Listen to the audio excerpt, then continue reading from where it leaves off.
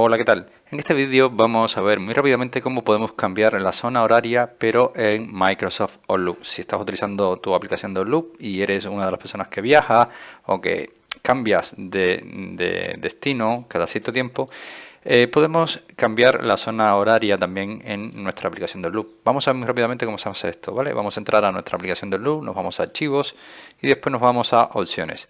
Una vez que estamos dentro de opciones, verás que tienes aquí una categoría llamada calendario. Dentro del calendario lo que vamos a hacer es dirigirnos al panel que tenemos aquí a la derecha y si te fijas y hacemos un poco de scroll hacia abajo, verás que tienes una opción o una subcategoría llamada zonas horarias. Aquí puedes hacer un clic sobre este desplegable y empezar a buscar la zona horaria que corresponda donde estás actualmente. Así que nada, de esta manera es como podemos cambiar la zona horaria en Microsoft Outlook. Espero que este vídeo te haya gustado, te haya ayudado y si es así, como siempre te digo, te invito a que me dejes tu like, suscríbete a nuestro canal y por supuesto nos vemos en un siguiente vídeo.